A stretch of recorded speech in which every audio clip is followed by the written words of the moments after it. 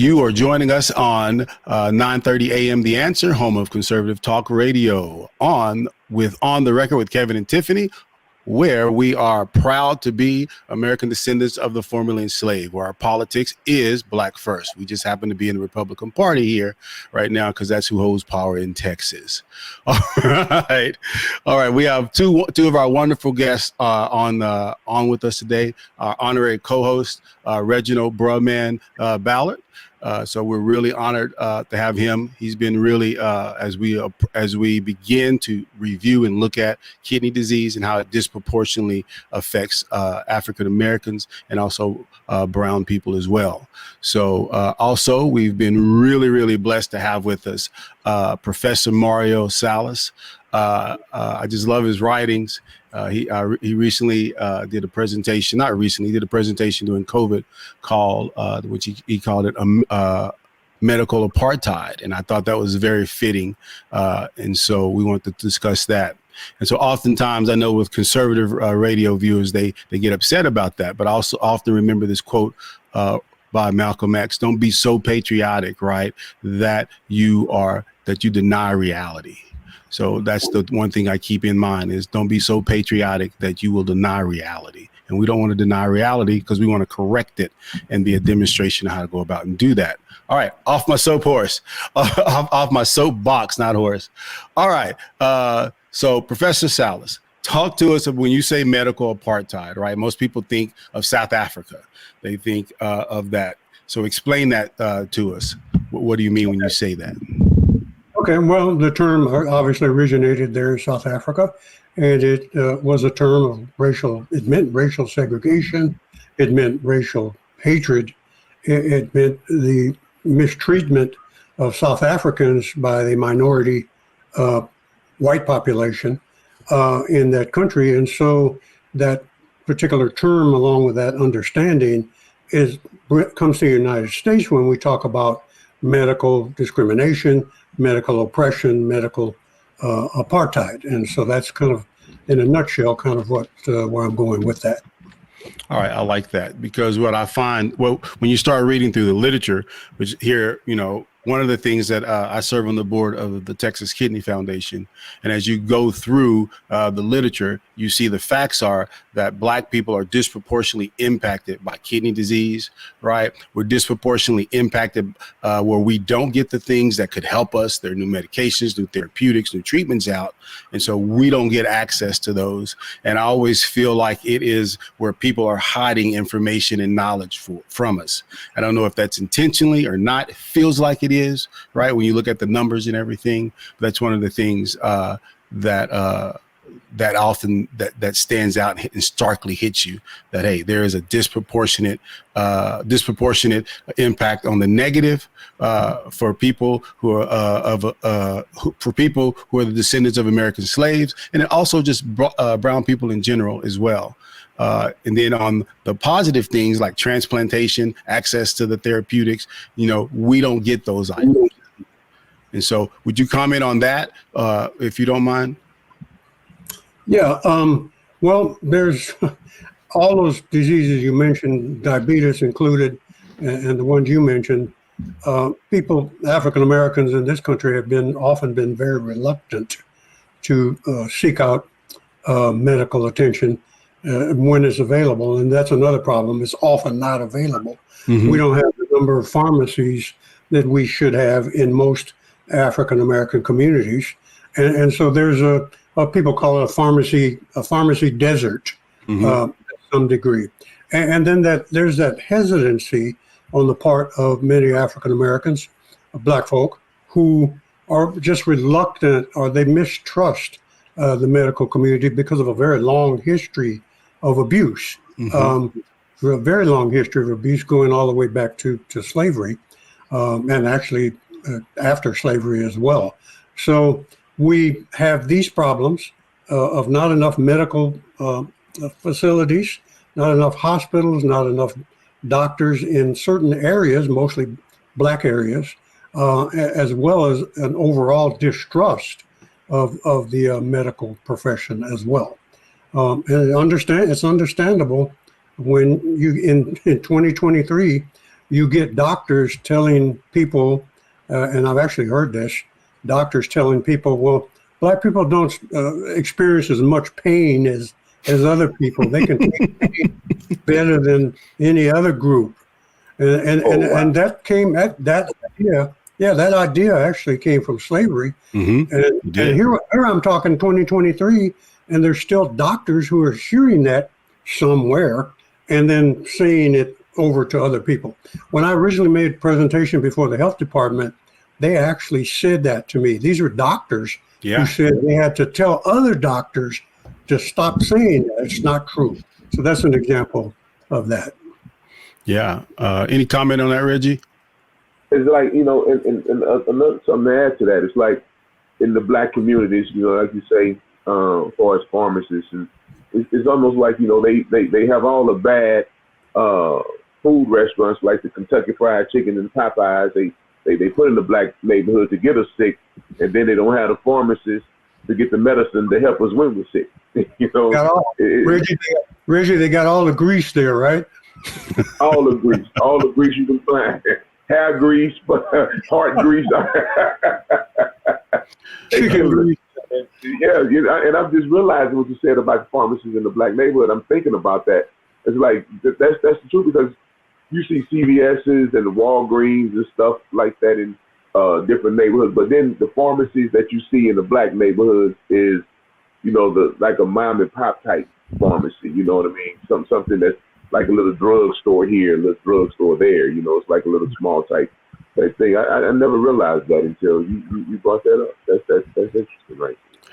You know, and the thing that that draws that home for me, because what we've done here, what we've done with the foundation is we've kind of scaled it down. Tiffany's had to scale it down to just the studs and the wiring, where we see everything, right? And so we're revamping how we approach this.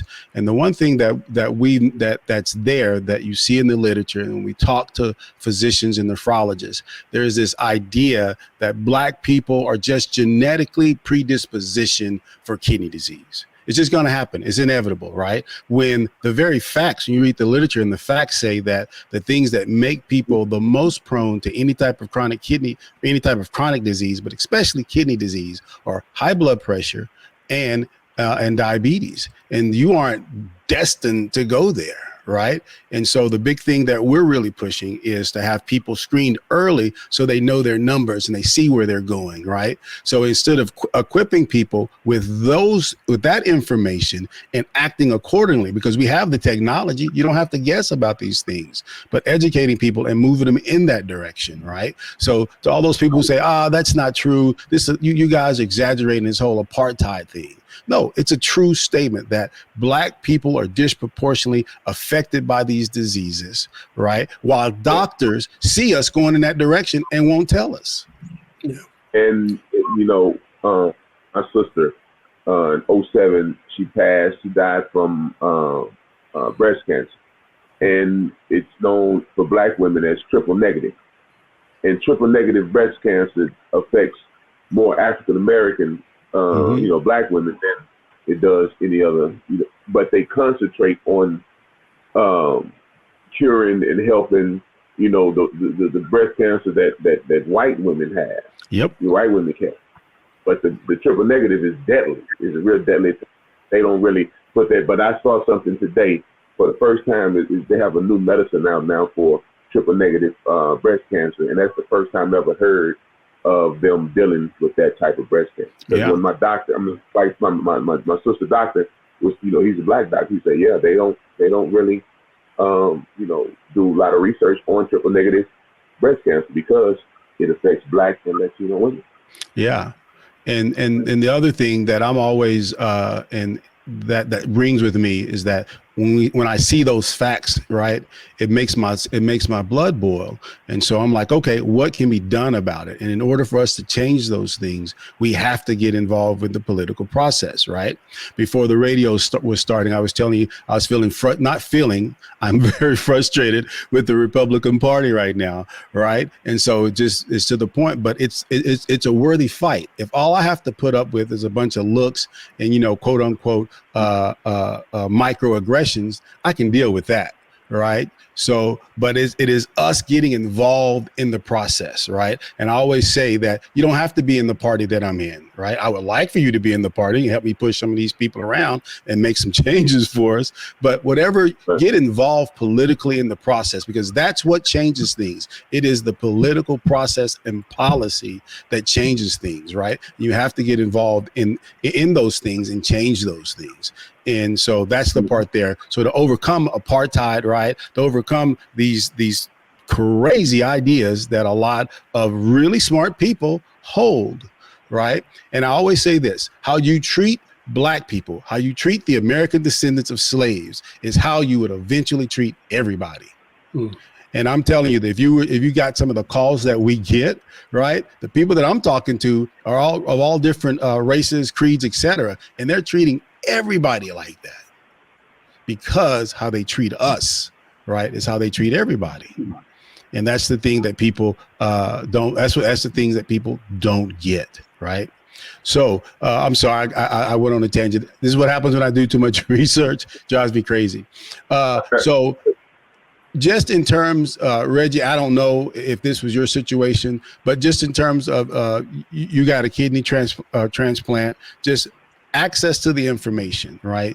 You find out, holy crap, my kidney's gone. So what does that feel like, and how do you go about navigating that? Is it just walk through that? You know, the information that they give us when we go through our kidney, you know, when your kidneys are failing, what they do is they tell you, okay, this is what I want you to do. We just keep coming. We're going to keep running tests. We're going to run this test. You come back again, run the test. And I never was getting the information that I might need a kidney, or, you know, the process of, you know, exchange program, or, you know, dialysis and all that. It wasn't coming to me, you know, in the beginning when I first went there. If I'd have known some of the things earlier, then maybe I would have took the right precautions now, because like now they have medicine that will slow it down, you know, slow the process of the, you know, your kidneys deteriorate. But it wasn't until I met another doctor on accident, and he's the one that told me about, you know, exchange program. You can do this, because they don't give you the information that you need. What they give you is try to put you on different type of medication. So just keep on telling you to come back, and it's almost like they waiting for the moment that you have to go to dialysis.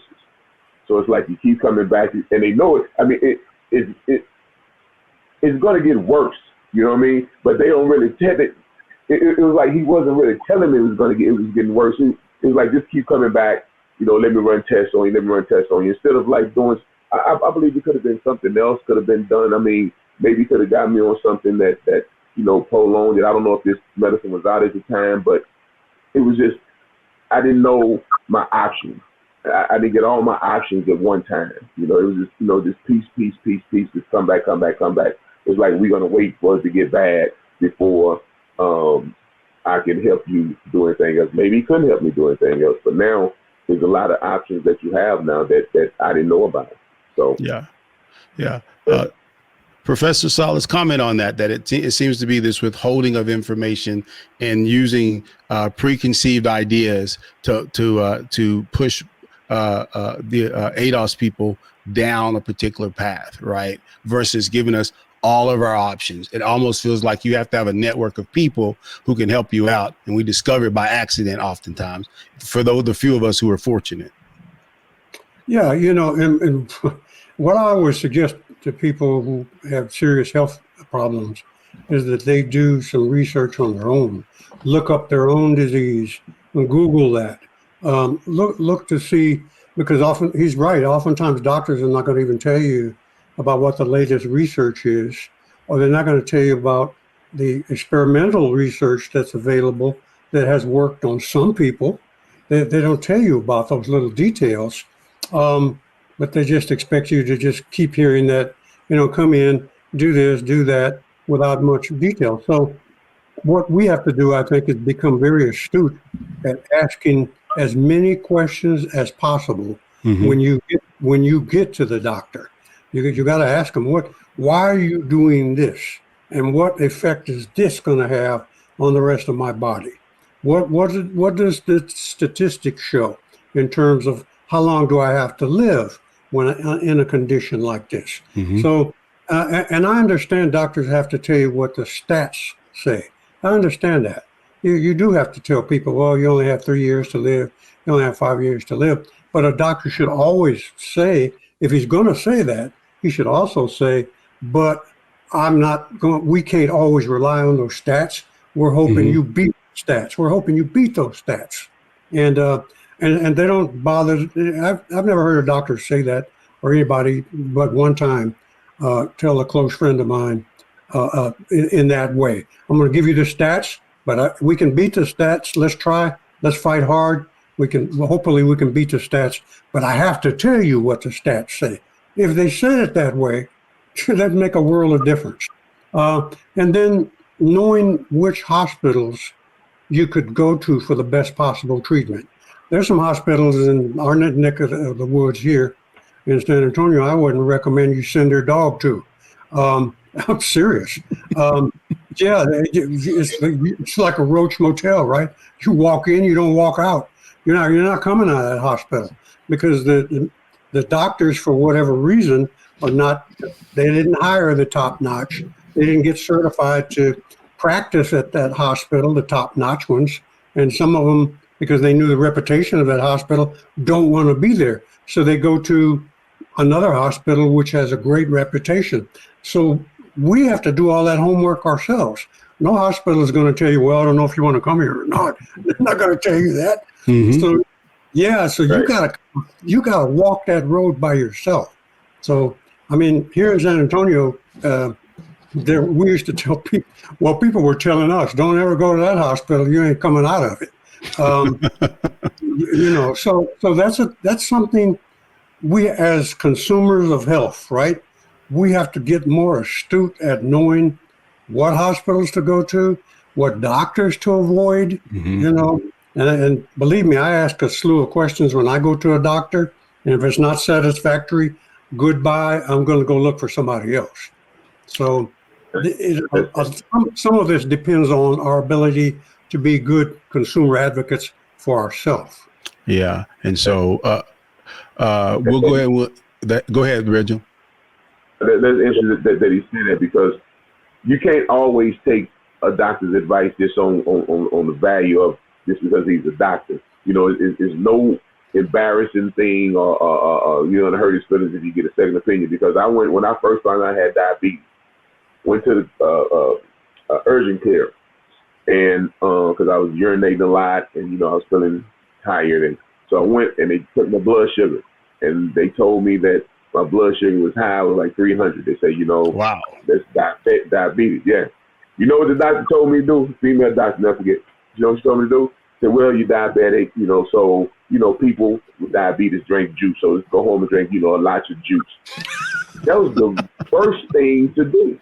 And I went and drank the juice, man. I got dizzy and I could have died because she gave me that bad advice. So, 100% correct. Yeah. Well, you got a good point, Reggie. Even when you get the common cold, a doctor will tell you sometimes drink plenty of liquids. Really? What kind of liquids? The ones loaded with sugar? Yeah, exactly. I'm sick of hearing that one. All right. It's not correct. It's not 100% correct. Let's go ahead and wrap this one up. And you've been listening to On the Record with Kevin and Tiffany. And just remember that Malcolm X quote, don't be so patriotic, right, that you are willing to deny reality.